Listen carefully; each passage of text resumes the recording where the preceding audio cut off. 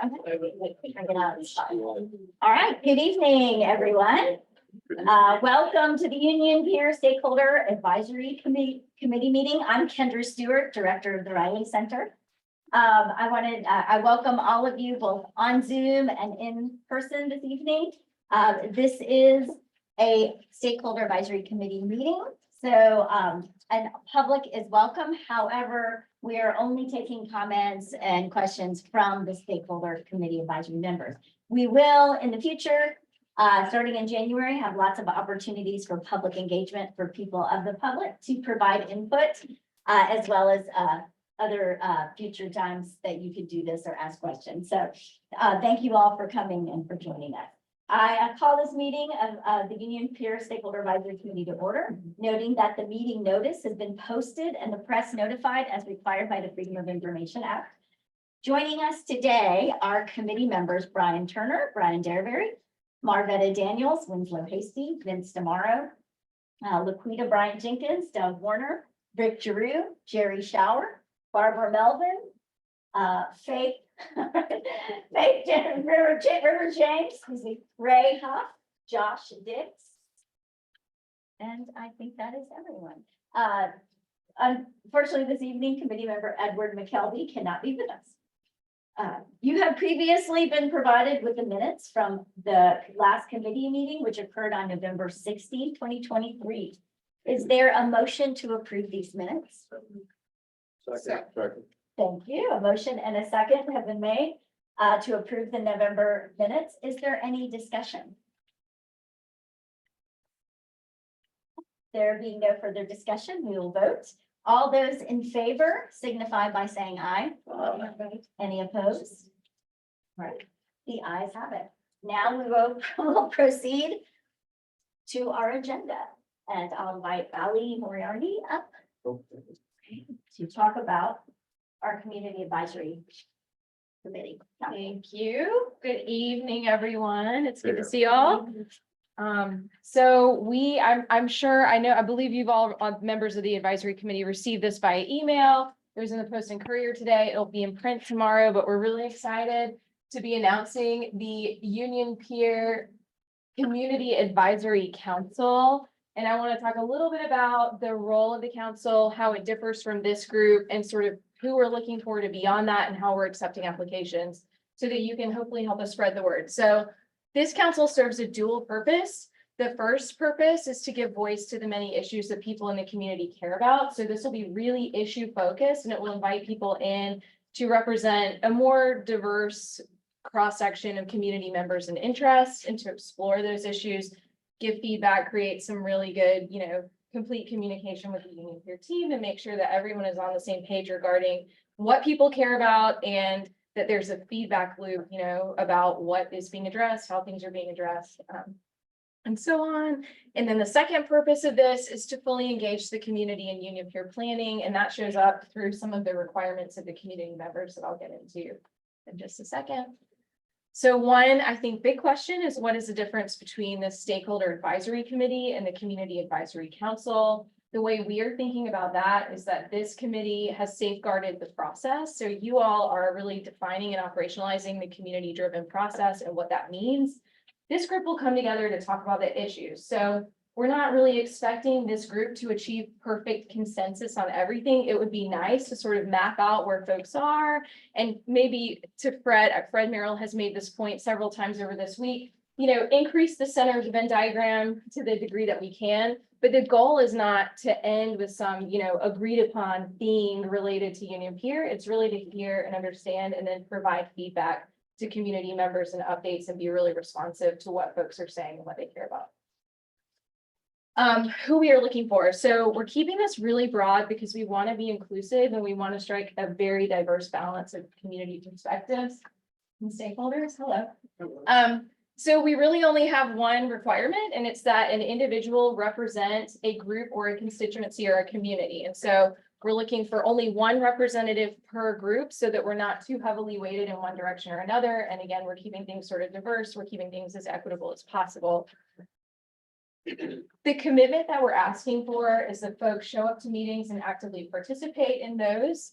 that they themselves host a Union Pier related event or programming. And this could look like a collaboration. This could look like our team showing up at your neighborhood association and you helping to facilitate that, and we give a presentation. It could be a happy hour. I know in the previous process, some groups got together and did happy hours. We're happy to have things like that happen again, but we really want to make sure that we're leveraging all of the folks in this group to increase community engagement and directly plug people into this process.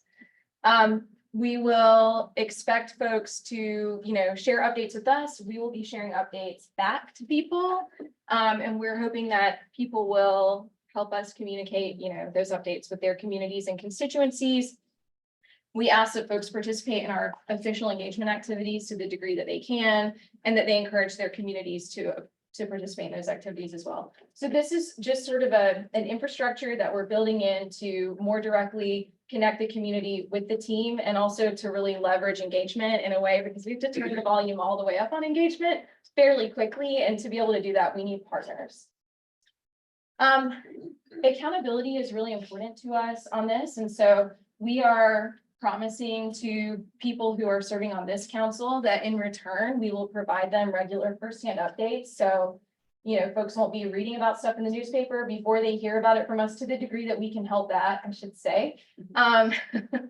They will have a direct line of communication with our team. So again, just accountability and response. We really want to make sure that we're conveying a commitment to being responsive to people. That's something we've heard a lot in the feedback. I gave feedback and I didn't hear anything back. Well, we're hoping to get in front of that this time around by creating this sort of infrastructure. We will be having group meetings between the Community Advisory Council and Union Pier team. So again, just another level of direct interaction, timely responses and feedback, to the point I made earlier about not leaving people hanging, and then opportunities for smaller meetings. And we've already begun that. So when members of the team were here earlier this week, we took the opportunity to introduce them to some folks in the community who have been working through their constituencies on this issue. The time commitment, so we're launching in early January, and we will be putting those dates out there as soon as we have all the logistics finalized. The peak engagement season is spring, so really starting in January and going until we have that, the plan proposal, as you all know. And then we expect it to remain active until the end of the summer. Finally, to apply, this is the Google form. This will link right to the Google form. So for folks on Zoom, you can take a picture of that on your screen and you should get the form coming up. We have more information as well as the Google form on unionpiersc.com/community-council. And I also want to mention that we are working very closely on this with the ASECO group. The Tika would have been here tonight to present along with us, but it's her daughter's sweet 16, and we could not ask her to be here instead of celebrating her daughter. I'm not sure if she's on the Zoom. I know she was going to pop on for a second, but I just wanted to recognize her and all of her hard work in this and her partnership on this, and say the only reason you're hearing from me and not both of us is that she is doing very important things. So Katika, if you're on and you want to add anything, please feel free to jump in. Good evening, everyone. As Ali said, I am sorry I'm not able to be there today, but I have a little boss, a junior boss, who kind of runs things over my work and would have been very upset with me if I wasn't here tonight for her birthday celebration. But Ali explained it from A to Z of our thoughtful process in this, of how we want to introduce this Community Advisory Council, not only to the community to feel like they have a voice in a council and not just to check the box, but they understand what their role is and what they can expect for us. So it's a two-way of expectation and also collaboration to ensure there are diverse voices at the table for this process, of which we have committed to you all in our last meeting. So we're excited about this process. We have received numerous applicants who have already submitted their names. We're very excited about that list. I do want to also note that we are very conscious that we are looking at who is applying to ensure that if there are any gaps of representation, we are going to intentionally reach out to ensure those individuals do apply or submit someone on behalf of their organization, so that we get as many voices in the space, not just the usual people, but those who maybe just not have heard about it. So we're really excited about the opportunity to kick this off, as Ali said, in January, and start getting that circulation into the feedback of what we're hearing, so the consultants have that to consider. Awesome. And to Thatika's point, I will add that we have not put an application deadline in writing, and that is, like she said, so that we can make sure that we're achieving the right balance of diversity on this group. Sometimes it takes a little bit longer to get the word in front of folks, and that's okay. We're gonna be doing that and putting in the extra effort. However, this group will begin meeting in January. And then the other thing I would note for all of our advisory committee members, you all represent constituencies, and so all of your organizations are welcome to and encouraged to have someone apply for this council. It'll be a different venue to sort of focus on different things and different elements of this process, and we certainly want to make sure you all are, you know, that you're included and welcome in that space. Yes. Just quickly, for clarification, what you shared with us up on the screen, those expectations and commitment, is that on the website? It is. And then is there just a page or something that says, do I belong? Or, you know, do I know if I fit in here? Is there anything that makes people know that it doesn't matter what age you are or anything like that? I mean, that there truly is a very demographic look to this council? That's a really good question. We could update our language on the website, I think, to include that message and make sure we're driving it home. Or Yes, should I apply? I love that. Awesome. Yes, you we make have sort of qualifications, but they're not as, you know, the way you just described it, I think is a much better way to put it than what we currently have. Because, you know, when this happens, it's the young people of our city that are gonna be here. And so we need to make sure they know they belong on this Yes, council. love That their that. voice matters. Great. Thank you. mention- Ally, if I might. Alex, sorry, Ally, if I might add, I think another part of what I hear, I don't know who's speaking, sorry, I can't see you, but I think that goes into the intentionality of the cross-reference of who is there. So one of the things we can't do is just, this is almost like outreach, like reaching out and say, come to us, we have an opportunity. So we have to do the intentionality of looking at and saying like, who is being represented and who is missing. And so that's the intentionality across making sure that if we don't see enough youth or some elders or respected people who you know, have a relationship with the peninsula in a different way, that we need to make sure that all of those voices are represented. We can put it out there and we can change the content, but I think there's another level of like ensuring that we're being proactive to also go out into the community and let them know that this is an opportunity too. So that would be something as far as for crossing over, going to the schools and saying, we have an opportunity for a student at your school to represent, you know, be represented at this table. So that would be another way of engaging, not just putting the word out. We can definitely do that, but there's also the intentionality of reaching out to say, this is an opportunity for them to respond to. Perfect. Yes. Any more questions? Yes. So if we've already applied, do we need to do anything else? You don't need to do anything else. Our team, since we just launched this, is getting together early next week to go through all of those, and we'll be back in touch after that. Yeah, thank you. Good question. Several people have already applied, so I'm glad we were able to speak to that. Thank you. All right. Thanks. Thank you. I believe it's Dale's turn. You should move on. Thanks, Kendra, and thanks, Ally, and good evening, everyone. There's a smarter person that's going to do this presentation than me tonight, but I'll sort of set the framework for you. The agenda said update on the water plan. You know, the city's comprehensive integrated water plan has been in development for the last 14 months or so. Citywide, looking at all forces of water out to 2050, assuming 14 inches of sea level rise and different climate conditions, rainfall amounts. And trying to answer the question, how do we stay here at that point in time? And what do we need to do between now and then to make sure we can stay here safely,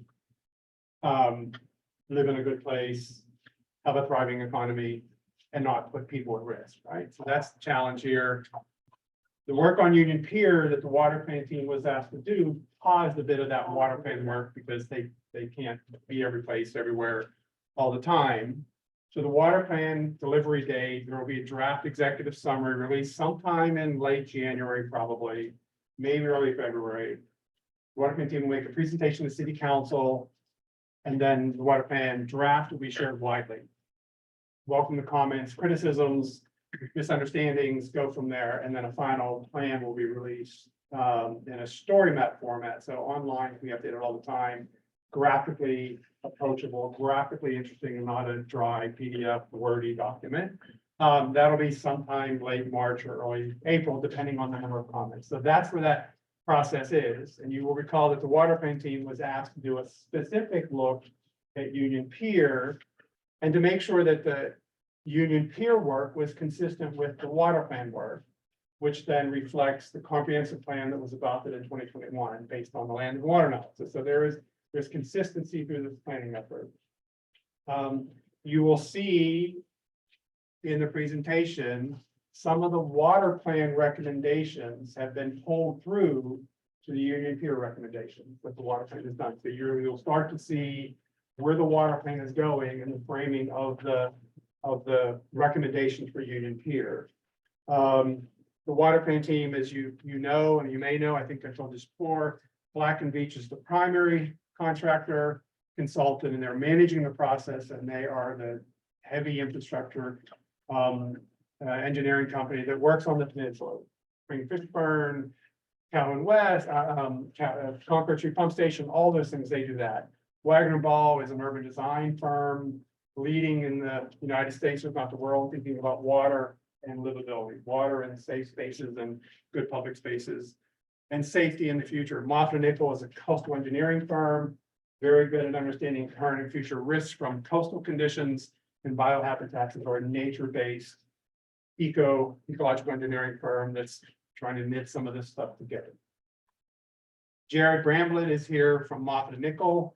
He's a relatively new addition to the water team, but he's an old person in the city of Charleston. We know him. We're glad he came to our team, or to the water plan team, because he brings a tremendous amount of knowledge, a tremendous amount of capability, and he's an engineer who thinks like a planner. That doesn't happen too often, so this is really good. I want to just remind you the water plan's mandate, because it's different from what the mandate that Barbara and her team gave to the load developers. It's a different thing. Let's make it clear here. The water plan team has reviewed that work. It is good work. There's a lot to draw from there. The mandate, however, for the water plan is a little bit different. So you'll see a little bit of a challenge here. So the water plan team was to coordinate with all of you and the Riley Center, with Sasaki and the team you all selected, and the Peninsula Plan team and the zoning ordinance rewrite team, all those things that's going on. Winslow was very intentional, like, Dale, you got to get this working together. And that's what we're trying to do. So that's part of their mandate, and that's why Jared's here tonight. They were asked to review and assess previous planning, not just what was just done, but stuff that occurred before that. Why did the pier develop the way it did? What things do we know about it? And understand what was recommended in the past, because we can build off of that. To review the two-dimensional modeling, stormwater modeling that was done by Thomas and Hutton and Sherwin Engineering, that the board had hired to do that. And I will say this, this was good work. It was solid work. There is no criticism from the water plan team in that work. There's really good stuff in there. So for those who were concerned about that, let me just set that straight. That's really good work. And the team is built on that. The water plan team was also to come up with sort of their own coastal and stormwater analysis for Union Pier, for the adjacent basins, and for the nearby hydrologic basins. So that's a broader area than just Union Pier. And the reason we were asked to do that, and we thought that was a good mandate for the water plan team, was simply this. Charleston is flat. It's really flat over there. And we can think these are distinct sub basins, sub hydrologic basins with 4 inches of rain an hour or 4 inches. They're not. They're all one connected basin. So we need to look at this and see what Union Pier can deliver to the city, the nearby areas as a measure of safety, and what the city can deliver to Union Pier as benefit and safety too. So the interaction between those things. That was a distinct mandate, and you'll see this coming back in Jared's update here. The Army Corps of Engineers, the Peninsula, the water plan team for Union Pier, they assume perimeter protection for the peninsula. They assume perimeter protection for the peninsula. And Jared's going to talk about that. And I will say this very clearly, and I say it as much as I can. Without perimeter protection on the peninsula will not survive sea level rise. We will start to lose the peninsula in 10, 20, or 30 years. So that's why we're assuming this, to make sure that whatever investments are made going forward, that they're safe and they can be resilient to these future climate conditions and water level conditions. Then they were asked, the water team has been asked to provide a conceptual drainage analysis and water assignments. So give that to the Sasaki team, give that to the city to understand what this means going forward, to make some final recommendations and analysis, provide that to everyone, to the city and to the consultant, so that that can become part of the record here and part of the planning. The water plan team is not looking at design and structure height and all those things. That is not their mandate. It is really the water system on that peninsula nearby.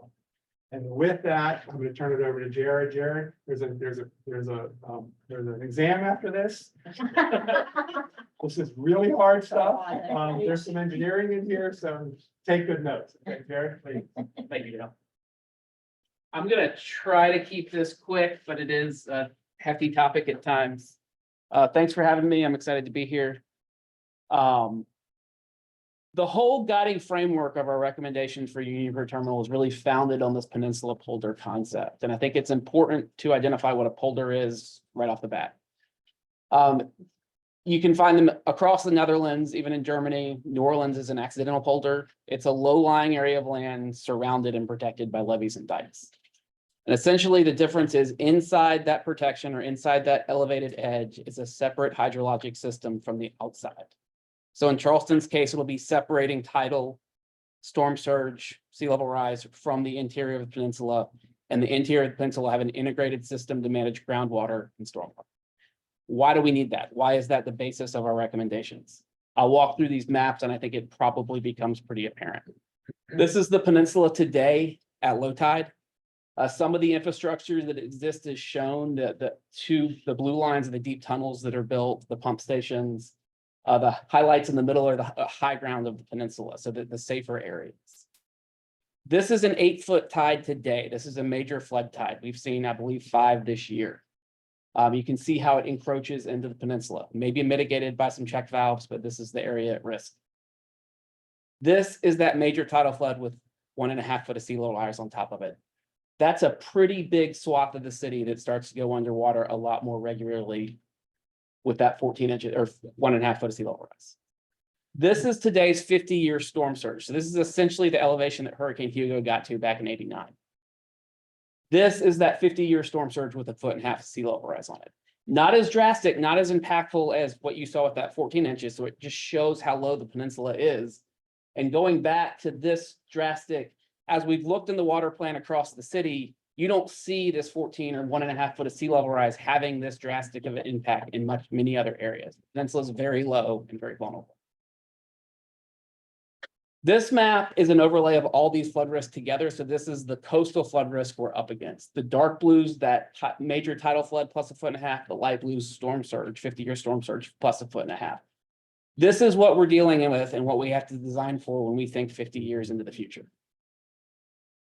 And this leads us to the polder concept for the peninsula. This is the Army Corps' 2022 feasibility tentatively selected plan, adapted as the water plan has learned more about the edge of the peninsula and where it needs to be. I'll highlight the Lockwood corridor. We've moved it more outside to eliminate some of the gates and things that are there. But the really important thing here is the zones. You'll see the hatched area around the edge. The perimeter is not set. There's a lot of give and take, a lot of design, a lot of investigation that needs to figure out where that edge is going to be. But at the end of the day, it's a raised edge. You've got the lower lying land inside, and you have integrated water management to manage groundwater, stormwater, and potential water overtopping that structure during a surge event. Just to recap, this is today we have a drainage system that's mostly pipes and gravity that goes out to the river. There's 2 deep tunnels, 1 pump station, getting ready to be a 2nd pump station. The city, as sea level rise has occurred, the city's installed over 30 check valves to prevent that tide from backfilling into the system and popping out drains in lower lying parts of the city. As sea levels rise, they'll continue to have to do that. But at some point in time, when the tide gets high enough, it overtops the edge and those check valves are no longer useful. They also do not help convey stormwater management out during heavy rainfall events. So it leads us to this polder concept, this raised edge, which you see schematically here, the red line, and the section at the bottom. This is an exaggerated cross-section of the peninsula where the interior water management drains to these control features It's integrated, it's resilient. There's a lot of thought that goes into it, and it's a different stormwater design scenario than pre and post runoff as we typically think about site development. The historic context of Union Pier, I think, is very important as we think about the recommendations. This is the Halsey map. I'm sure many of you are familiar with it. It shows the original high water lines of the peninsula, so the original creeks. These were filled in. These are probably the lowest lying areas of the peninsula, and they are subsiding faster than most other areas on the peninsula. Zooming into Union Pier Terminal, we've turned the map sideways. The Cooper River is here at the bottom now. The Union Pier Terminal site is in black outlined. You can see the current high water line in green. You can see the original high water line further in. Union Pier Terminal is almost all in the water. As development proceeds, you can see the waterfront change, the wharfs and piers built. Over time, water comes in and comes out. By 1859, you can see the Customs House and Bennett Rice Mill. I think the rice mill is an important point of reference because the facade's still there today. But you can see how far the water comes in. It's almost to East Bay and Washington Street. As time goes on, it gets more into its condition today. In 1919, you can see the rail pop up. You start to see a more of industrialized use of the site. And by 1958, the water's edge is pretty much what it is today, which you can see here with this aerial, again, noting where the rice mill is now and how much landfill has occurred. This map shows the elevations of the Union Pier and surrounding areas. A couple things to note here. The Cooper River, you can see how fast the slope drops off. That makes sense. It's an active port facility. The ships have to get in there. The key consideration as we go into our recommendations is it makes it very hard to move that line of protection out. It gets very difficult and expensive to build in deep water. The other thing to note here is the dark green areas, the Market Street corridor, the Calhoun Street corridor. Does this have a pointer? Yeah, so the Calhoun Street corridor, the Market Street corridor, the Washington Street corridor, and then portions of the Concord Street corridor. Market Street and Calhoun Street are controlled by the deep tunnel system of the Concord Street pump station. So they're a somewhat controlled system that doesn't see the flooding like, say, Washington does at the entrance to Union Pier Terminal. These are important considerations that we'll come back to as we talk about our recommendations. The other highlight I'd like to make is this area here towards the end of North Market Street, kind of behind where the cruise terminal sits today. That's an important consideration as we go and present our recommendations as well. And this is just showing the park facilities and major infrastructure around the site or buildings around the site. Average annual high tide today, this is the water team's gone and looked at the last 10 years and averaged the highest tide we've seen each year. It comes out to 8.2 feet mean lower level water, so just above that major tidal flooding threshold. You can see a good bit of the portion of the site is inundated in water, and it's overtopping the edge. So this isn't just can be solved by check valves. If you add 14 inches of sea level rise on top of that, which is the 2050 planning horizon for the water plan, you can see most of the site goes underwater, and we're not talking about inches of water here. We're talking probably over 2 feet of water at Washington Street. This is the surge risk today, that 50-year surge risk, all the sites within that surge zone. This is that surge risk with 14 inches of sea level rise. You can see how that risk starts pushing into the peninsula, into Anson Borough and the surrounding communities. Again, this is like that map I showed earlier of the overall peninsula. It's just that combined floodwaters. It's what we have to deal with. And it's not just on the Union Pier terminal site itself. It's going north and south. It's thinking holistically about water management on the peninsula. And again, going into that polder concept, that alignment zone from the Army Corps project, you can see the zone here. We don't know exactly where the wall should be. That's something that'll be determined as the site goes forward through design. It's something that'll be determined on the north and south as the Army Corps project or perimeter protection advances. But the key is the zone, and it's really hard, again, because of the depth to go further out into the river. And the Concord Street corridor just seems like a very logical place as you start looking at the infrastructure across the site on where it could be on the backside.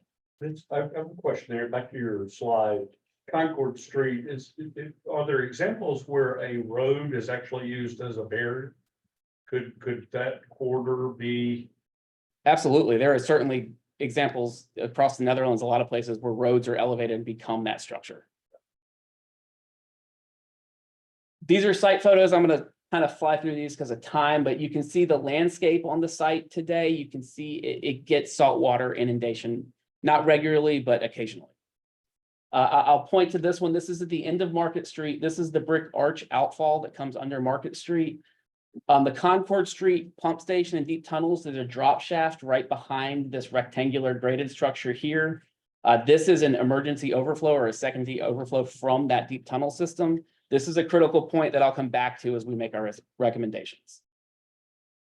And so design criteria with the coastal edge, there's two design criteria that we're really looking at. It's interior hydrology, stormwater management, and it's exterior coastal forces. This is the coastal forces. This is a really dense slide that is the quiz that Dale was referring to. I'm not going to focus on a lot here. These are the water levels we have to consider as we think about coastal design criteria. The key being Hurricane Hugo, 9.38 feet. That's essentially a 50-year storm surge today. That's slightly higher than the elevation of High Battery. And then above that, you've got the 50-year return period with 14 inches of sea level rise. That's the 2050 planning horizon on the water plan. And then the top one is the Army Corps' 2082 or 2083 planning horizon for storm surge. You can see how much higher than the low battery there. And then there's the 12-foot perimeter protection line up here, which is the elevation the Army Corps has proposed protecting to. Question? On the previous slide, you showed with Hugo, you showed that at 9.38. Isn't the latest high that we just had this past year where we had quite a bit of flooding, 9.23? Yes, and you know, this is on the wrong datum. Hugo's higher than on 88. So I need to correct that. Good catch. Hugo is the surge of record. It got roughly 3 feet higher than what we saw earlier this year. If you add the difference between NAVD and, the water, you get 3.14 feet. 12 and a half. Good catch. Thank you. There's two datums that are used, land datums and water datums, and this is mixing them. You're out of the quiz. This is New Orleans in 2008 during Hurricane Gustav. I'd like to point out, this is a seawall. This is a port facility. This is storm surge. You can see how high this is on this side. It's not flooded on the port side. This is a seawall functioning. The point of showing this is the overtopping, the waves that are rushing over. And this is a key design consideration when you start talking about coastal engineering with this exterior structure. Again, this is pretty hefty. I'm going to try my best to make this as simple as possible. Union Pier looks out into Charleston Harbor. It's exposed to more wave action than, say, it would be on the Ashley River. It's a very similar concept to why the High Battery was built to the high battery elevation and the low battery was built to the low battery elevation for waves. We can't just design to the 12-foot height that the Army Corps proposed. We have to think about what outside the wall looks like so we can dampen those waves as they rush and force into the city. And so a good portion of this alignment as it goes through the approximately, I think, 3,500 linear feet of frontage that may be a little long, maybe it's 2,000 feet, that Union Pier Terminal has, about 70% needs to have no more than 3 feet of wall exposed. And we need to have park space. It would be within the maintenance alignment that the coastal protection program would have. It could be park space, it could be marsh restoration, but it's raised features to dampen the water on the outside of the wall so that we have manageable overtopping volumes as it comes in. Because if we don't, we're going to get huge waves and a lot of water that comes into the site, and it becomes very difficult to manage and takes up a lot of space to convey that water out when we move to the Poulter system. The other thing I'll point out here is the existing piers, the old plan to keep them, and it's likely that many will change. Those dampen the waves, so it allows for different design configurations where the more of the wall can be exposed and it doesn't have to be as high. This again, just showing the access and the connections up and south. I like to point out one thing, not throwing darts or anything. The Bennett Hotel was built or designed and in construction way before the Army Corps recommended their wall height or design parameters. They built a seawall, but unfortunately it can't be certified by the Army Corps of Engineers, and it's not up to the height that they've proposed. The Cooper Hotel. The Cooper Hotel, sorry. Yeah. And so the Cooper Hotel, we have to figure out as that alignment goes forward, where does it fall within that site? How does it interact with that site? It's a challenge and it's an unfortunate missed opportunity. Again, nobody's fault. It's just the way timing worked. What we're trying to do with our recommendations today and going forward is to prevent those missed opportunities. How can we incorporate this type of infrastructure as we develop up the Eastern Peninsula? Ecological resources. The water plan itself is looking for protecting existing marsh, enhancing existing marsh, allowing for marsh mitigation and marsh migration. Again, with the industrial uses of this site, that might not be applicable across the site, but we're still going to be looking where we can. Subsurface and geology, there's two key takeaways from this slide. This is actually the Columbus Street Terminal up here. This light post is pile supported, and you can see how much has settled. It looks like a couple feet, at least, of pavement settling around what's not pile supported. That's very typical in the areas that were filled, these old creeks and where water has filled, and it's something we're up against. The other key point here is this freshwater saltwater lens. As sea levels rise, it's likely to push the groundwater up, and we could very really see yards flooding on days that it hasn't rained just from the groundwater coming up to the surface. So part of the polder concept is controlling and managing that groundwater so we don't see that. Interior hydrology, so more of the stormwater side of things. This is Washington Street, the day the water team toured Union Pier Terminal. This wasn't that high of a tide and it had not rained, but it still had salt water on the road. The city checked the system not too long ago, so it also shows that check valves are not the end all be all. Water's still gonna find a way there in some capacity. A lot of words here, I apologize, just gonna fly through these real quick. Water management principles from the water plan, runoff reduction, so slowing, storing, evaporating, reusing water that hits the site. Water quality, we all want to be around clean water. I think it's critically important. We'll get to that a little bit more. Conveyance, moving water through the site. Storage, storing water safely within the site. And discharge, figuring out how water gets out of the site, whether it's gravity or pump stations. Again, water quality recommendations, again, biohabitat is on the team and helping us formulate these and how they go forward. But tree canopy and coverage, that not only has stormwater benefits, that has urban heat island effect and other resilience benefit. It also makes it an enjoyable place to be.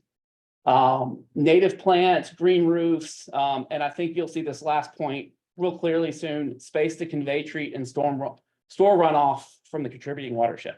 Not just looking at the Union Pier Terminal site, but looking at all the surrounding watersheds that influence. And so this is one of the first times we've presented the polder concept along the east side of the peninsula. This is assuming that the perimeter protection is in place. Again, that's negotiable as it goes forward. And that there's interior water management connections. This ring canal system is critically important when we talk about the polder to allow for a redundant, resilient stormwater system, to allow for groundwater control. You can see through Union Pier site, we'll dive into the location of it more in just a second, but it's intercepting the existing infrastructure and runoff from the cities. It has connections to the existing tunnel systems and pump stations. Potentially, we're leveraging the investments the city's already made. The Army Corps pump stations could be incorporated into it. The city's King Eugene Street pump station that they're currently constructing or getting ready to construct should also be. It creates, from these individual outfalls, it creates this overall managed system that allows us to transfer water up and down the peninsula. Okay, this is really dense. Engineering calculations, we haven't just drawn this on paper. We have calculations that have been the basis of the features and dimensions that we're going to present. This really gets to the meat and bones of the impact on Union Pier Terminal site, or what we're proposing for Union Pier Terminal. The overall site's approximately 70 acres. 39 of those acres are highland, so they're interior to the critical line. The city's requires 30% open space, which is approximately 12 acres. And we've taken about 6 acres for this canal park, or to treat the water assignment on the site. There's 31 acres of water assignment that needs to be treated roughly in our preliminary calcs. I do want to state these calcs will likely change as we get into detailed design. Approximately 9 acre feet of that 31 acres will be treated and distributed green infrastructure across the site. That's the water quality requirements of the city. It's from the city's design manual. And that leaves a residual 22 acres that need to be treated and stored within the site. This is an exaggerated cross section showing a canal that stays wet. This is a feature that, again, allows for the groundwater control, likely going to have to be capped due to potential contaminants in the soils. A lot of environmental work needs to go into this. It's this canal park system that's shown in this light blue. That is an area that's normally dry. That's an area that can be park space. That's an area that can be multifunctional. It could be potential roads or parking lots, depending on the risk tolerance and how the site's developed. It's about 120-foot cross section, but that can vary as the site is designed. It can vary where it falls on the site. It can split across the site. But that's how we get the water assignment storage taken care of on the site. Again, going back to existing infrastructure, the blue lines are the near surface drainage of the city. These are most likely 12 to 15-inch pipes. The ones highlighted in red are the brick arch system, significantly bigger. The city's working to rehab many of these. The dashed solid, or the wide dash lines, that's the deep tunnel pumps system. That's the pump station right there, and drop shaft down Market Street and up Calhoun Street. We're looking to leverage all of these. The system, as it goes into place, will connect and intercept many of these existing city outfalls and take them into the water management system. A key consideration that we really thought a lot about is timing of the development of Union Pier versus the rest of the polder system on the peninsula. It's likely that Union Pier is going to come first. And so we need to think about how we can smartly build the Union Pier infrastructure to tie in, like I illustrated earlier with the protection, also with this interior ring canal. And so this canal naturally fell along the rail line that bisects or comes through the Union Pier terminal site. There's a couple of reasons for that. One being Washington Street's very low, and it's where water wants to be today. Two is the outfall system down here that I highlighted earlier, leveraging a connection between that drop shaft and a potential outfall here so we can leverage the existing pump capacity the city has. But the other key here is once Union Pier Terminal no longer functions as a port facility, the rail line is no longer needed. So it's a space, it's right away, it's space where that canal can sit. It also, if Columbus Street Terminal went offline sometime in the future and was redeveloped, it opens the opportunity for that ring canal to go up on that rail on that side of the track. And then the perimeter would be built in some form to allow for tying in at the edges. So it's an intermediate step that allows Union Pier to be developed, allows the infrastructure to go in place, but considers the ultimate polder system. And this is just a zoom in of the graphic I showed earlier, where you have the perimeter ring canals and water features coming down. We can't install canals going south most likely due to the development, but we can likely install some shallow surface pipes that allow connections and things that go down to behind the low battery or high battery. Again, leveraging a new pump station, most likely down here near the Market Street corridor at the end, connections to the deep tunnel system, really an integrated water management system that controls stormwater, groundwater, and that potential wave overtopping. I am at the very end now. These are probably a little difficult to read. I'll just walk through them real quickly.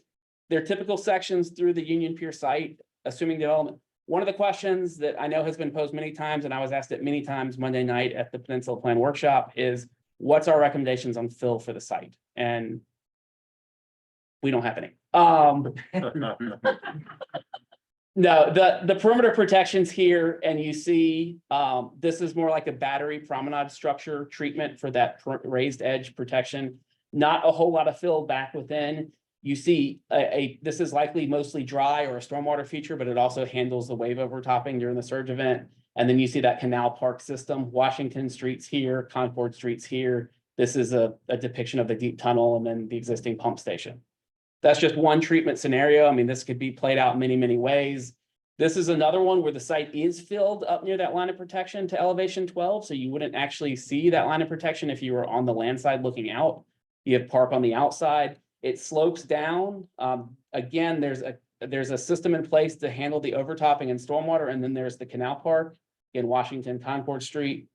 And then finally, this is where there's an exposed wall, but there's still some fill. Everything's closer to grade as you go further back in. There's a lot of scenarios you can look at. And I will end with some pretty pictures. This isn't all that innovative. This isn't the first time this has been done. This has been in existence. This is basically the same system in Rotterdam. It's been there for 150 years. This is probably some of the most valuable real estate fronting this in Rotterdam. It's a beautiful place. This canal stays wet. You can see the high elevated edge here and the berm here. This regularly floods during stormwater events when heavy rains occur. This is the type of vision we have for this perimeter interior ring canal and how it can integrate. It can create value in the city. It can create value not only in just Union Pier, but up and down the east side of the peninsula. And this is what our recommendations present. Quick question. There have been three major urban plans for Columbus and Union Pier Terminal. Most recently, the low plan. Now, I'm not sure of the timing of the work that's been done by Waterford, but how does what you all are proposing, is any of that reflected in the low plan? In terms of strategies? I mean, not that I'm aware of from I mean, the low plan looks at their site and we're looking more at the holistic polder concept. And I think that's the key difference. And anything that would be developed going forward along the east side of the peninsula or the peninsula in general is that polder concept versus the gravity outlets. Now, you aptly described what would happen on Union Pier and that it would probably happen before the rest of the perimeter was finished. So what will happen to the basins adjacent to Union Pier if their work goes in first and the other work isn't done?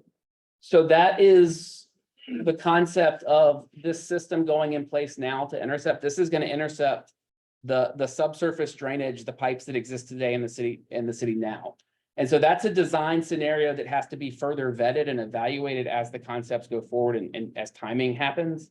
But you can see we've left the existing stormwater outfalls depicted here. So the gravity outfalls as they exist today could still remain in the future. They could be collected into this canal and there could be a pump station here potentially. It's all about timing and when different scenarios hit. And that's for rain for outfall, but what about tidal surge? Tidal surge, we're going to be at risk until that overall perimeter is built. It's kind of like the low battery scenario where you see it come But back Union around Pier Lockwood is in Edge. First, does that exacerbate the effect of tidal? It's logical that it's going to exacerbate tidal surge to the north and south.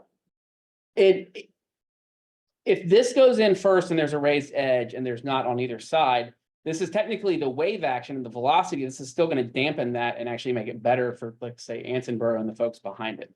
The water's still going to come out each side, and that is a design scenario, and that's where the interconnection between the pumping system, once that water comes in, will still allow that water to be removed out. Yeah, and I wasn't thinking as much Ansonboro, I was thinking more around Gadsden. Gadsdenboro.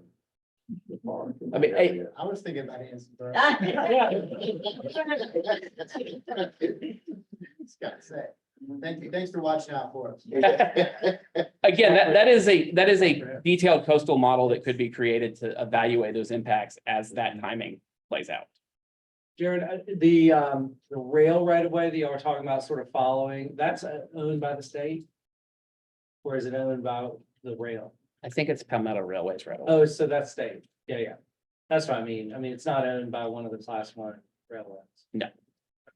Depending on how far south But this piece, that piece is about the ground. meaning owned by the state? Okay. Thank you. Who's evaluating the pier and beam structure underneath the Union Pier? That is a good question that I do not know the answer to. I know Wouldn't Lowe's that had be the critical bid. with regard to what's They being did some. built on top of it?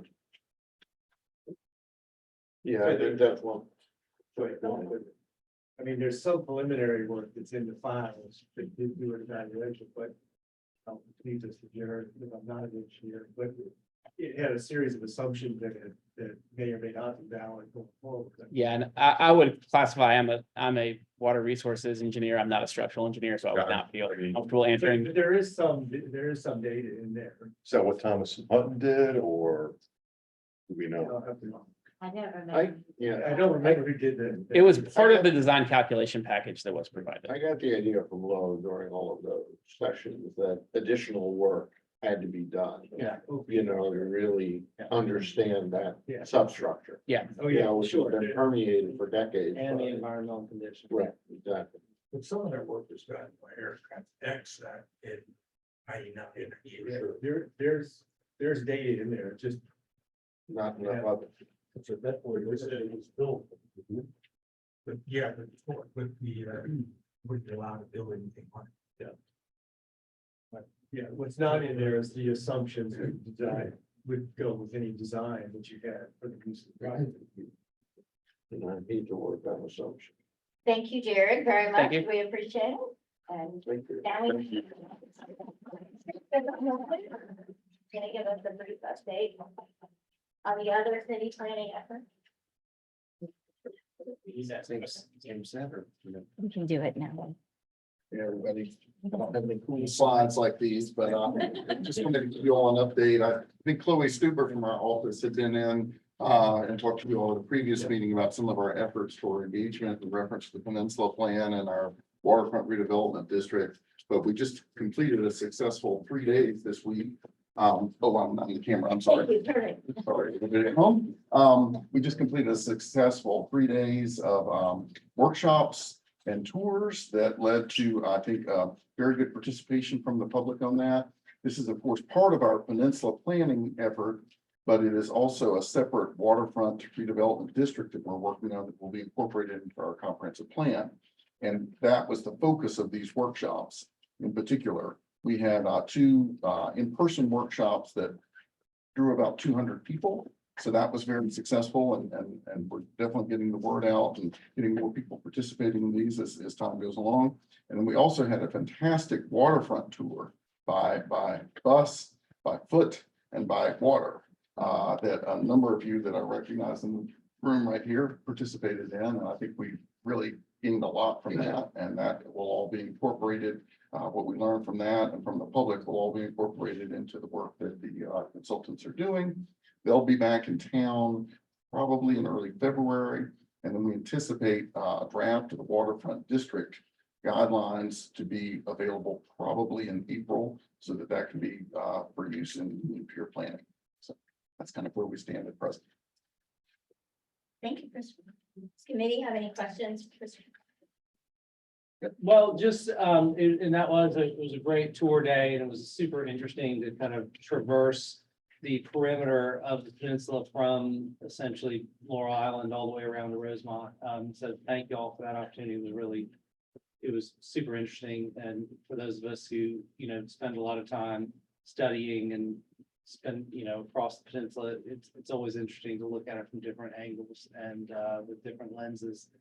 And I was just wondering if there is any kind of, not that I know you'd be reticent to throw out anything, but any sort of interesting takeaways, observations that you felt like the Air St. Rose team or even the NBW or any of the other Sasaki folks that you've heard, less from the workshops, because I know that's a whole other thing, but just from that day, I don't know.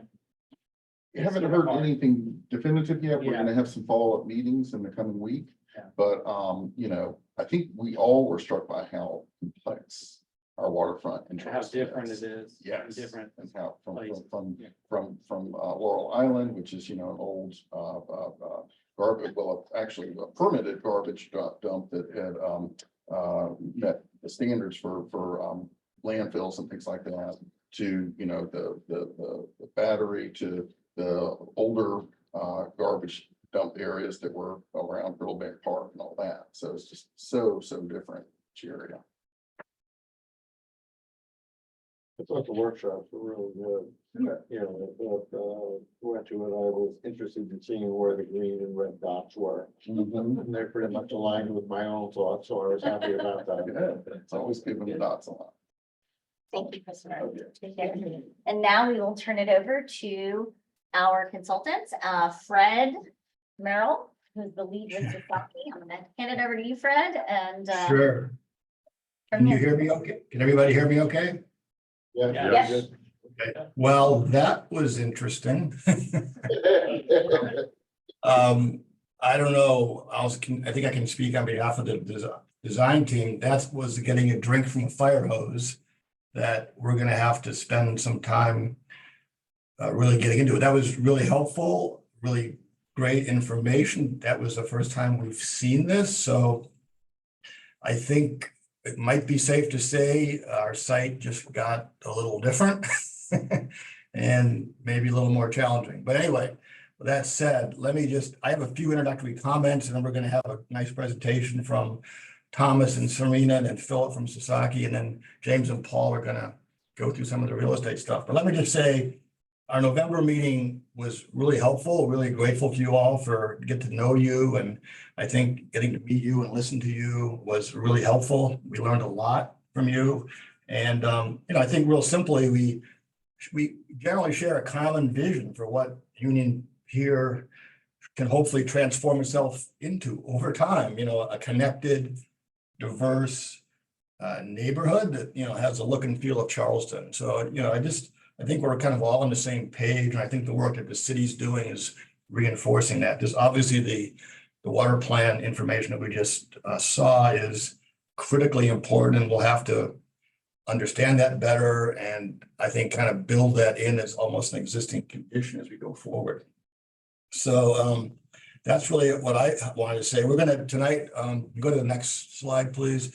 Tonight, Thomas and Serena are gonna give you some interesting, I think, site history and context. Philip's gonna give you some more specific site information, and then really we want to let James and Paul spend a little more time than we're gonna spend talking about some of the financial framework ideas that probably are even ever more important based on what we just saw.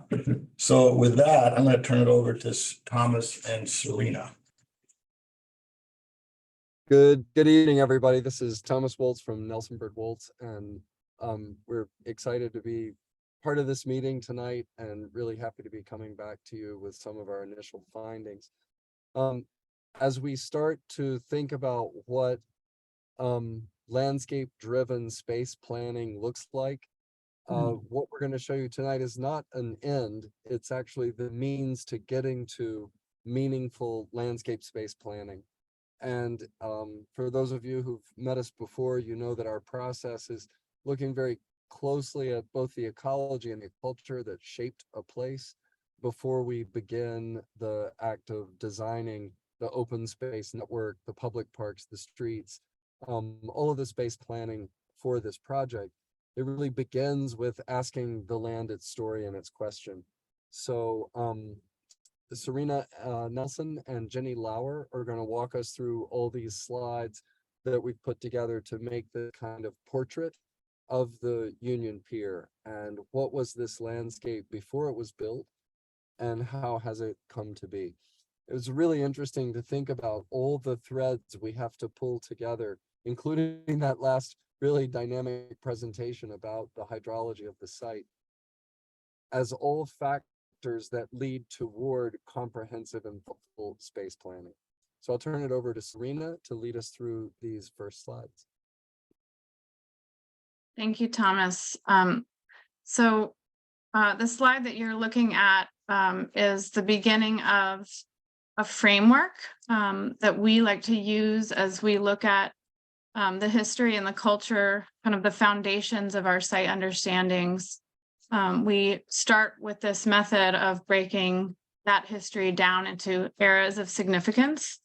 So what you're looking at is the beginning of that framework, drawing on all the fantastic research that's been done on the site. One thing we love about Charleston is how much people value the history of this place, and there are tremendous resources that we are digging into deeply to really build our site foundations here. So we're going to move to the next slide, and Jenny will walk you through these in more detail in a minute.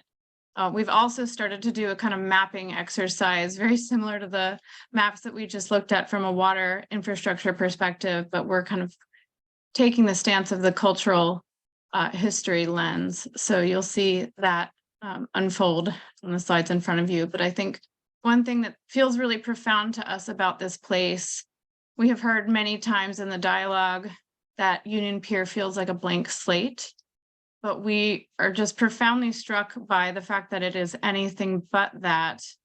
It's this incredibly dynamic edge that actually holds incredibly rich stories about our nation's history, industrial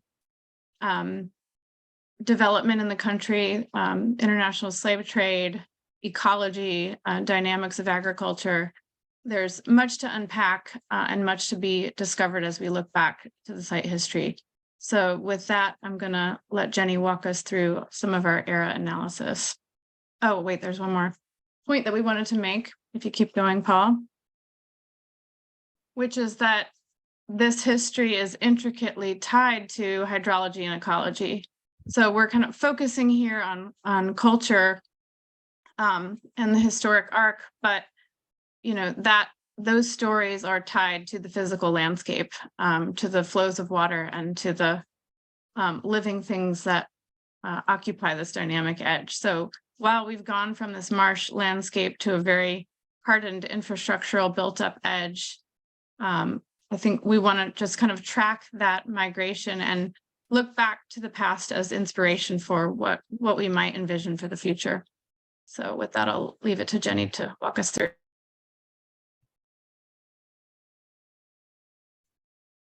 Great. Thanks, Serena, that introduction. If we go to the next slide. So I'll be walking through what we call period plans that we often develop on projects to start to unpack and understand complexities within history that we can then later respond to as part of the design process, start to layer narratives and other social histories onto. This series that we're looking at tonight is more so focused on the physical development of the urban shoreline. And so in every image, there's a thick white line that represents the site boundary. So that'll be consistent in every image. And as we continue through each subsequent shoreline as it changes, will be represented in pink. And I'll point that out on the next slide. But for this era one, we want to make sure that we start with an understanding of the indigenous landscape. This indigenous landscape pre-1670s originated as a soft marsh edge. The shoreline is roughly following present-day East Bay Street and includes a natural inlet piercing into the shoreline. That is the site of the current city market and a site that consistently floods in the present day. These marshlands would have been teeming with wildlife and marine food sources that indigenous people would have taken advantage of. These would have been navigable waters for their craft. And as you can see, the current project site is almost completely dominated by water and would continue to be that way for nearly 200 years. So in the next slide, this is what we're calling Era 2, Fortifications, Indigenous Conflict, and Colonial Port. And so you can see that same thick white line representing the site boundary and the previous era's line in pink as a reference. So in this era, you can still see remnants of that historic marsh edge peeking out along the hardened edge of the city. And during this time, the city was established within a walled defensive fortification. And the eastern waterfront consisted of a brick curtain wall that ran along the edge. And residents who lived in the city were actually required by law to maintain that brick curtain wall because it was so often threatened by flooding and by tides. So this is a history that's long been part of the experience of living in Charleston. At this point, the historic marsh inlet that you saw in Era 1 has been renamed Daniels Creek. And there was a bridge that was constructed over the creek that linked the developing suburb of Ansonboro, which was formed in 1747, with the Grand Model Historic City to the south. And another interesting point, and a lot of this data is coming from Low Country at High Tide, the book by Christina Ray Butler, which is excellent. She points out that in the 1730s, there was a proposed canal parallel to Broad Street that was actually never built, but it was planned to be wide enough to navigate craft into that canal, which is pretty relevant to today's conversation. So if we go to Era 3. So as you can see here, wharves start to encroach into the present day site boundary. There was a law that prevented anybody from building east of East Bay Street. And after the American Revolution, that law was repealed. And so people started taking advantage of that, building wharves out into the Cooper River and establishing individual businesses and enterprises along that edge, really taking advantage of the burgeoning Charleston economy that was supported by slavery and by crop export in the rice and cotton industries. And so you can start to see that there begins to be a bustling commercial waterfront here. Next slide. Era 4, wharves continue to be built out along this jagged edge. And after the Civil War, the economy starts to become increasingly dominated by industry. Oh, I'm sorry, I'm still on Era 3. So wealth is continuing to come from the fields, but here you can see that it's starting to be tied in with this urban infrastructure. So this is where Bennett's Wharf and Rice Mill is constructed. It's starting to dominate the eastern edge of the shoreline here. There are other industries developing along these 19th century wharves. Let's see. by this point, the extension of wharves had encroached 400 feet into out from the shoreline. Okay, and then next slide. Okay, so at this point, after the Civil War, industry starts to really become heavier. The rice and cotton industries are collapsing, and there starts to be corporate speculation along the waterfront. And so as corporate entities start to consolidate wharves, they're capitalizing on access to new real estate here. And at this point, you can see that Daniels Creek has completely disappeared and is just really a memory in the urban fabric.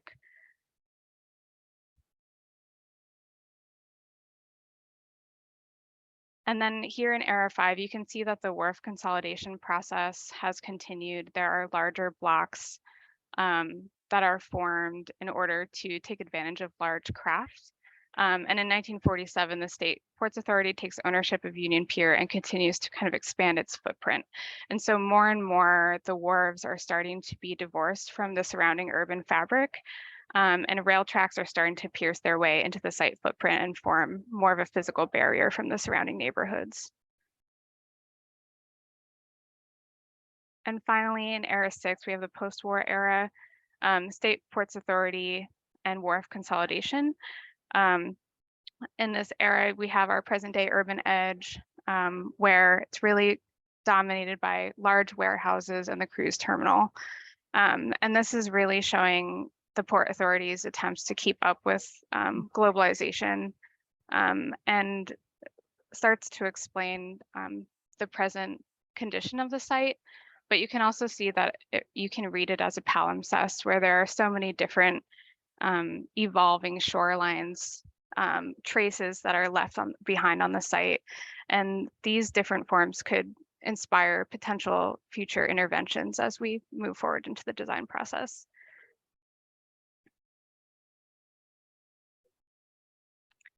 Okay, so we just threw a lot at the audience here. And so our intention is to really pause and start to ask what the site history means to the community, that it's not just dry facts, but that there are points for people to relate emotionally to the site, and to where we are today in the process.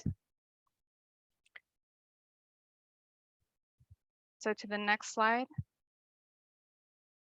We've started identifying some key moments, spaces of memory in the existing site that relate to some of the themes that we covered in those eras diagrams. So the mosquito fleet is representative of remnant marsh ecologies in the African American experience and industry connected to the site.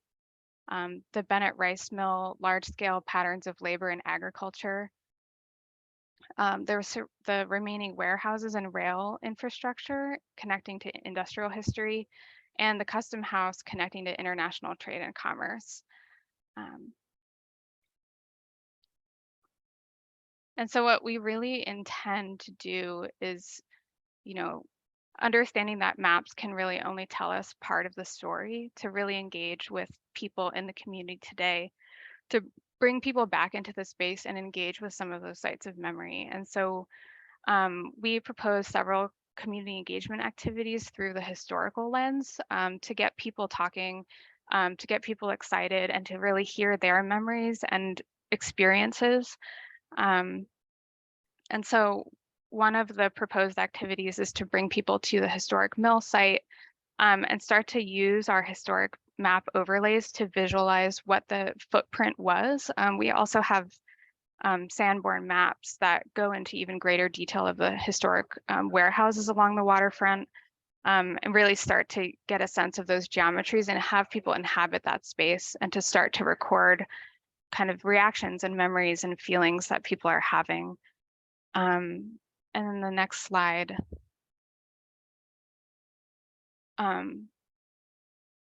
Oh, sorry, should be one more. Yep, yeah, and this one, another proposed potential activity is to literally bring people to the water that they've been cut off from for so long, to understand the site remnants of the mosquito fleet where the launch used to happen, and to really reflect on the Gullah Geechee cultural connections here, touch on historic coastal ecologies and future resiliency challenges, and listen and record stories from the community of what this place means to them. Potentially actually getting people out on the water in some kind of craft, maybe a water taxi, to experience the site from that perspective. And I'll pass it to Serena to conclude our section. Thank you, Jenny. We had some really great dialogue talking about how, with the TICA and the ASICO group, thinking about how, digging into this cultural history and bringing some of this research into the engagement process could result in an open-ended, meaningful experience of exchange of ideas and listening. So we hope to offer this information and share it in engaging ways on the site, and then really use that as sort of a launching point for listening and connecting some of the themes that emerge to threads that would inspire our current program and our trajectory for the site. I think we really feel that by connecting to these foundational histories that really relate to the identity of the city, we can chart a path toward a more meaningful future and relevant programming. So we rely on the input from the community through this process. And if you go to the next slide, I think this is just almost a brainstorm of how these themes can connect to ambitions for the future. So we imagine that through dialogue, we can get to some inspiring places for future vision. And with that, I'll pass it on to the rest of the team who has a lot more to share. Great. Serena and Jenny, that was really terrific. I think you could begin to see some of the big ideas that are starting to emerge that will really help in the ongoing planning in terms of developing a program, and then how do we express the amazing history and culture and heritage that's here that we have to celebrate in the master plan. So I'm going to turn over to Philip from Sasaki to just take you through a few slides on some more of the physical analysis, just to follow up on what Serena and Jenny just showed. Yeah, great. Thank you, everybody. So just a few quick points, as we're thinking about this as a successful place, we really need to think about those critical connections to the city of today. A lot of that research that Serena and Thomas and Jenny have been doing is going to be really vital in actually the overall expression of the public realm and the open space. And we can do this both in terms of, important landmarks and cultural assets, such as the Bennett Rice Mill, but also connecting to some of those successful open spaces that you see in the city today, such as the Joe Riley Waterfront Park. But these can also be kind of, social ties. These can be both physical and kind of rich cultural social ties to the nearby neighborhoods. How do people use this space? How do these different neighborhoods interact with the waterfront? And how do we connect back to those existing social landmarks throughout the city of today? And we'll really need to begin to think on how these connections influence our design and approach, and how we can kind of strengthen them and build upon them to really create a really embedded public realm within the city of Charleston itself. And this is just a quick photograph of an image, a photograph of community engagement on Monday of this week. This is kind of just showing the waterfront. The question was kind of where and how can you access the waterfront, and where would you like to? It's really clear here. The green dot is where you can interact. And then, as you can see in the top right image, the blue dot is where you wish you could interact with that waterfront. And the red dot is where you wish you didn't. And I think it's really clear there's a lot of opportunity where people want to get to that water's edge. And so those connections and that existing kind of network of spaces is going to be really critical in allowing this kind of this flow and movement and permeability that we want to achieve on the waterfront itself. But what is on the site today, I think, as Serena had mentioned, it's not a blank slate, but it is something that is, very monoculture. It's a large parking lots and industrial. But this is only the skin deep conditions. What our team is going to start doing is really diving into the subsurface kind of conditions of the site. And I think that presentation earlier today on kind of how the canal and the water will work on the site and flood protection is going to be critical. But where can we build, and where makes the most suitable sense for kind of parcels versus open space? And I think what we want to achieve is something that is fundamentally implementable. It's something that's successful and is something that will really be achieve the goals of the community and all of the stakeholders.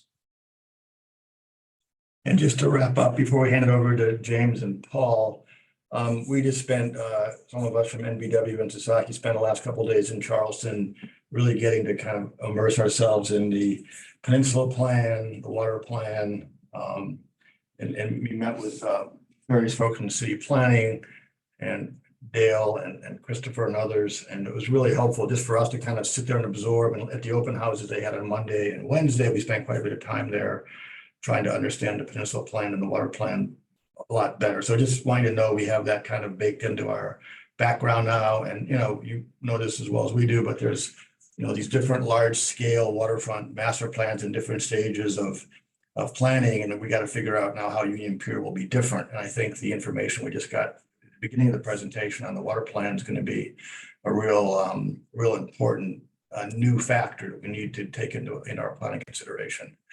So with that, I think it's time, if we really want to just reset, as we said a month ago, reset. Now the good news is we're getting all this information in, kind of the due diligence, if you will, that we need to, as Philip said, develop a plan that's implementable. We really want to make sure we have all of the information understood. And I think with the water plans information, we'll be real close to having that done. But with that, I want to turn it over to James and Paul to really spend some time talking about what they do and what they're going to do. And I'll leave it with that. I'm just going to turn it over to James Lima and Paul. Thank you. Thanks, Fred.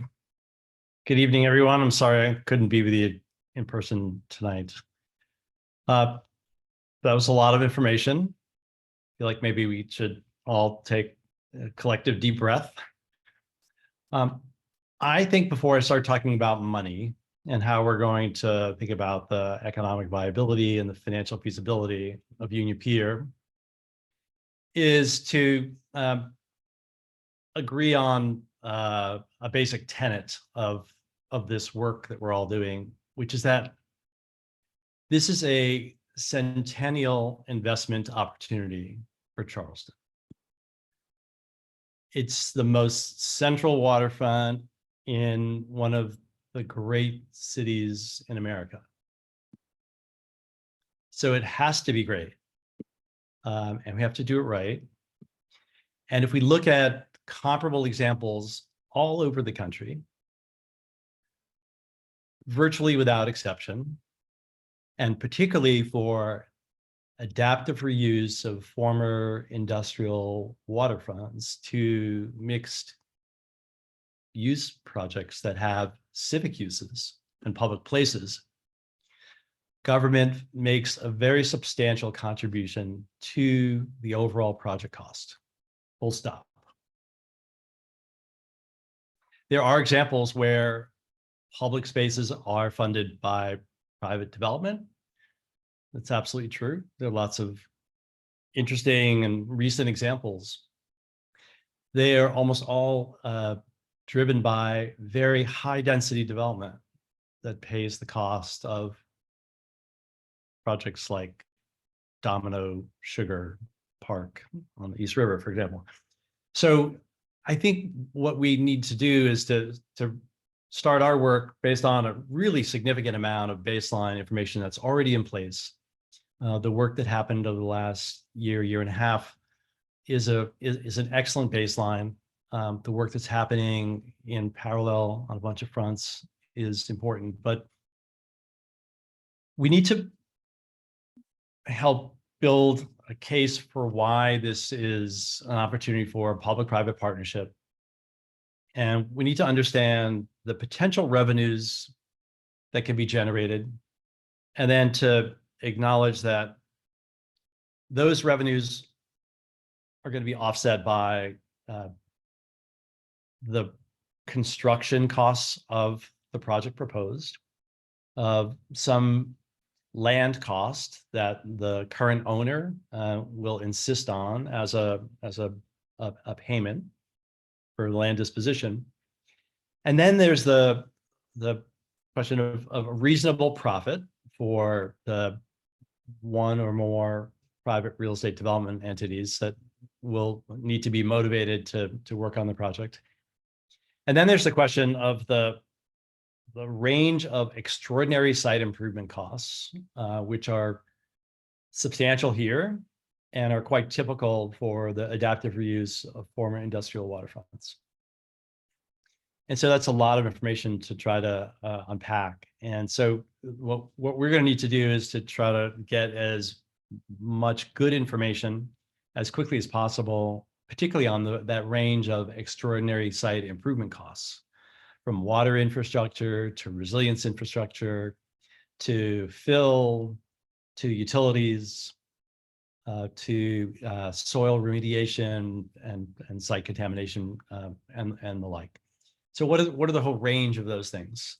And then the project costs, this will be a very iterative process, right? So if the basic equation is revenues minus project costs and profit equals land value, here, the project costs are going to be something very iterative where we're going to do multiple scenarios that help you understand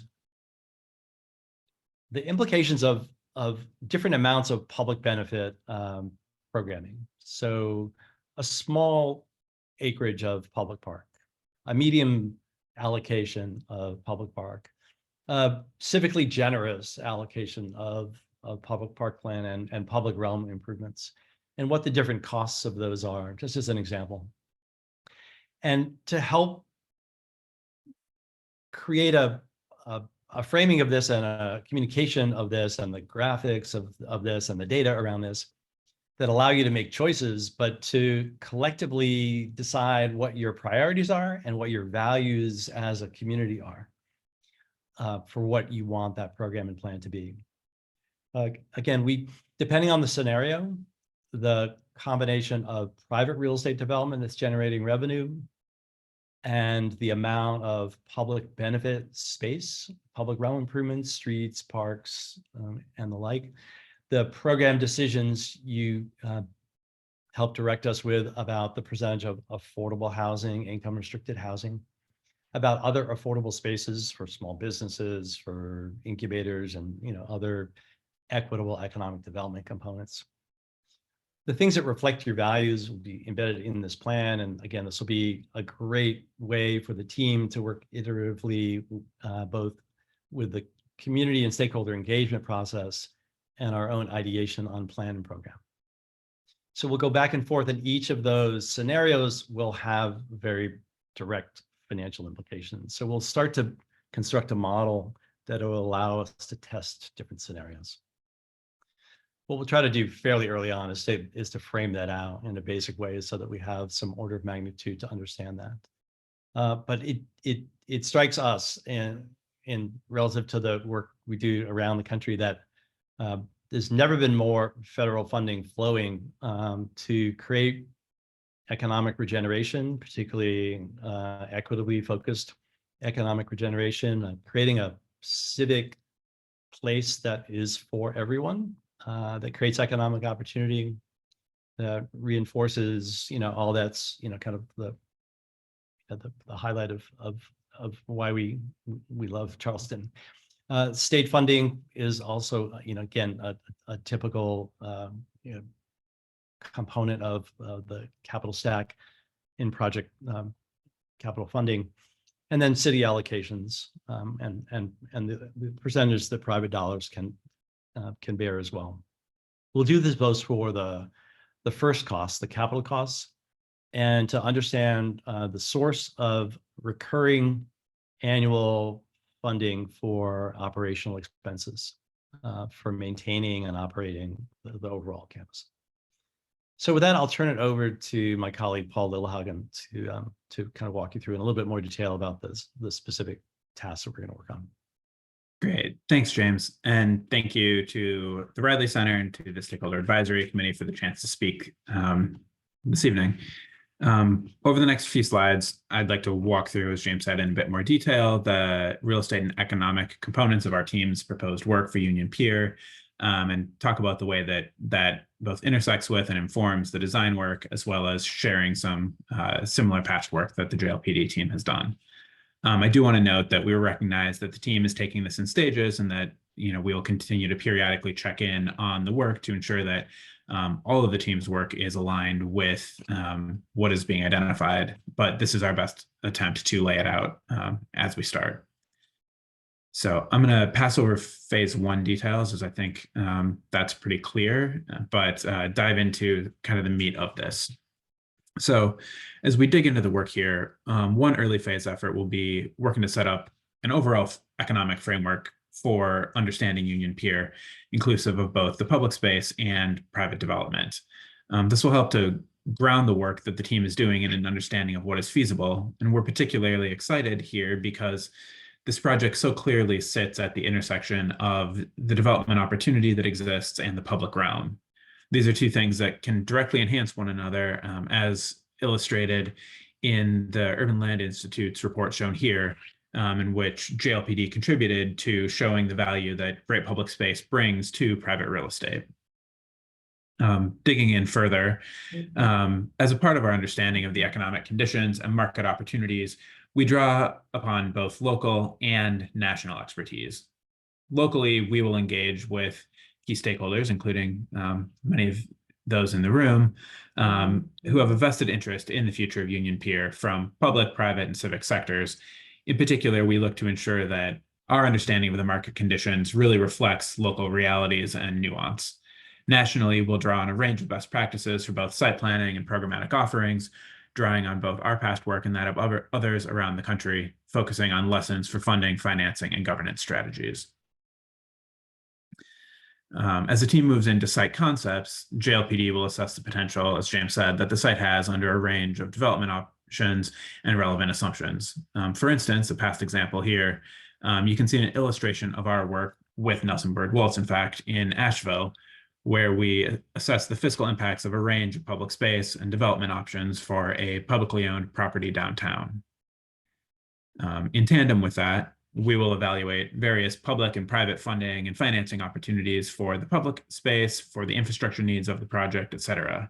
Looking at methods, including value capture mechanisms that have been used for similar projects elsewhere in the past.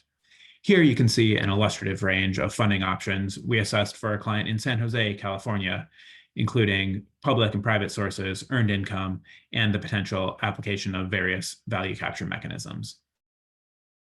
In collaboration with our design partners, JLPD will provide recommendations and help to test the viability of various options for the Union Pier site, with a focus on development feasibility and contextual appropriateness, and an emphasis on creating a world-class waterfront destination for the Charleston community in close affiliation with the substantial waterfront needs and challenges that we heard outlined earlier tonight. As we get to the draft plan stage, we know that implementation and long-term stewardship of the Union Pier development, both as a neighborhood and as a public space, will be critical questions. We help clients around the country develop tactical governance strategies for both downtown districts and public spaces, and we have past experience doing so elsewhere in South Carolina. While we are a long way from knowing what the long-term stewardship will look like for Union Pier, we are excited to help this group think through the possibilities and to put together a robust set of public, private, and civic partners with defined roles and a true stake in the future of the site. Looking at the numbers again, as in any project of this scale and complexity, we know that there will be substantial public investment needed, and we recognize the need to ensure that that is invested wisely. We have substantial experience in conducting economic benefits analysis for a range of projects, including large-scale waterfront projects with many-year implementation horizons and the potential to create substantial jobs and local economic growth in both the short and long term, alongside other community benefits.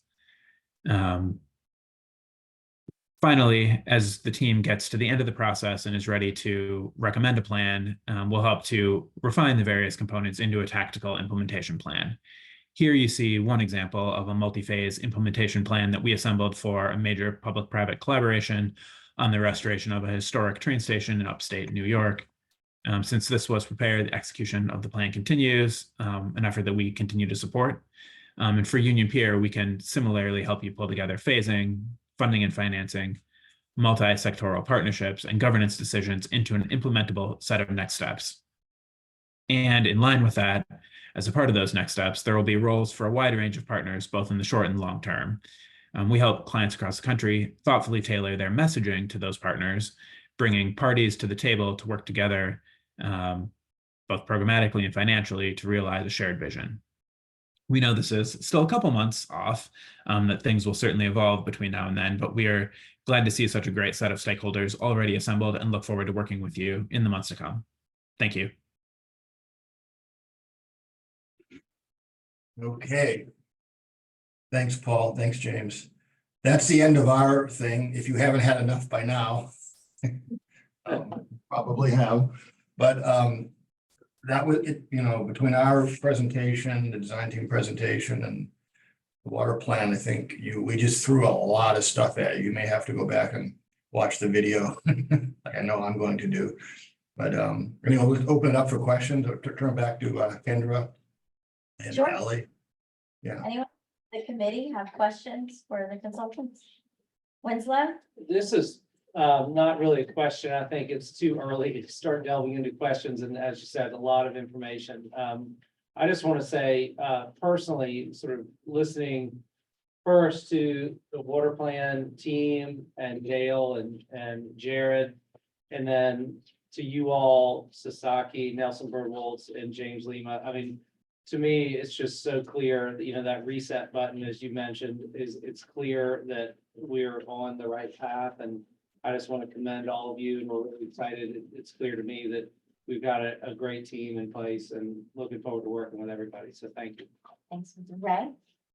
Well, I'm just gonna echo what, You can say it again and again and again. Also a good summit. I'm really happy to hear the financial elements of the project are really foremost. If that's a drive of the same film be, it seems like the group really has a sense of what has been successful and what has not been successful in Charleston. One of the things I would like to see, though, maybe that's been available, we just haven't seen it, is what's the roadmap as this process moves forward? I think it would be helpful for us who are sort of have some responsibilities to understand what the next step and the steps after that might be, so that we can articulate that to others. Speak to. Or I feel what I've heard is really off to a great start. The one thing I would expect, as we know, the challenge of this project is density. And finding that sweet spot is going to be a little bit challenging. One of the things I would also urge Sasaki, and I think maybe quite confident here. You know, Charleston has some of the finest streets in America. And we all know that great streets make great cities. It's a pretty simple proposition.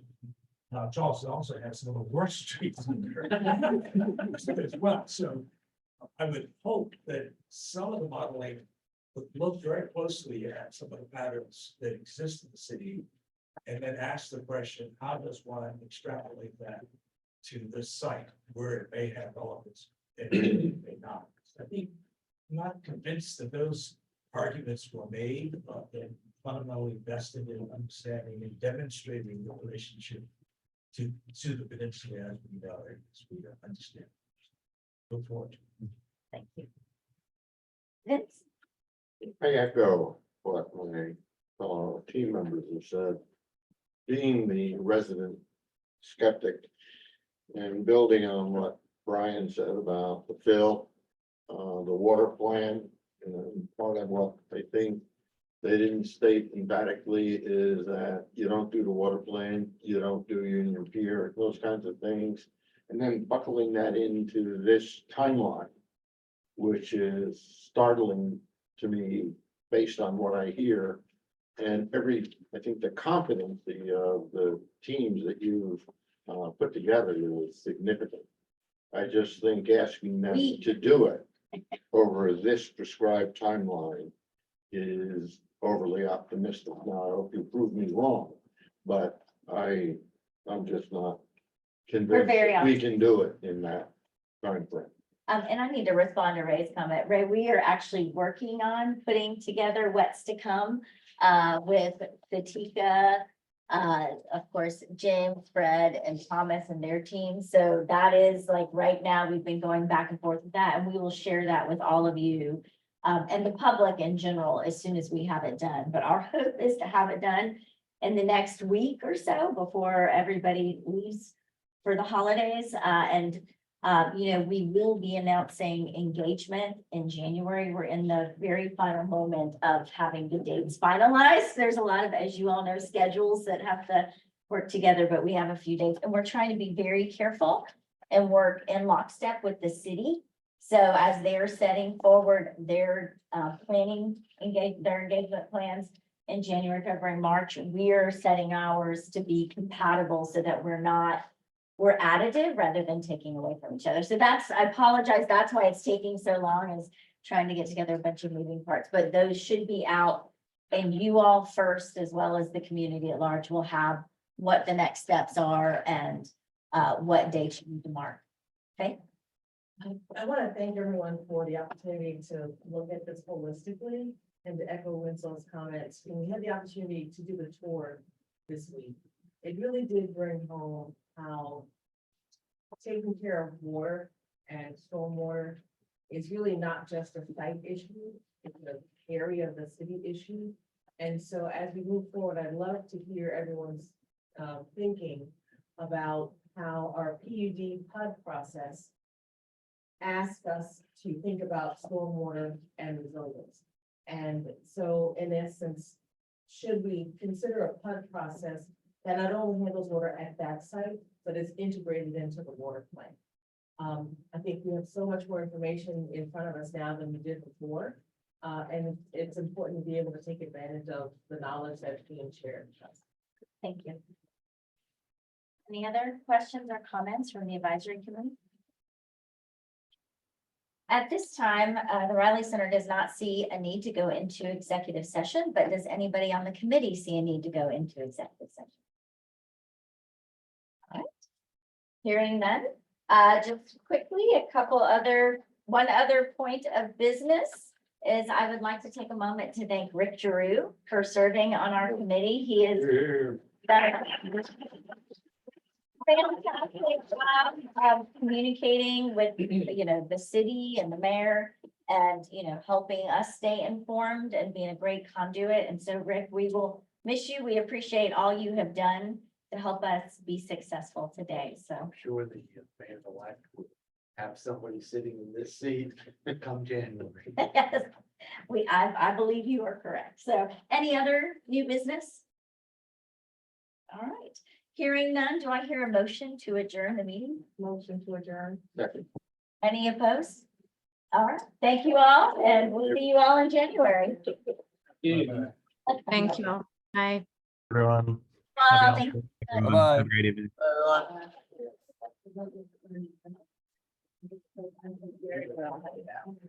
We are going to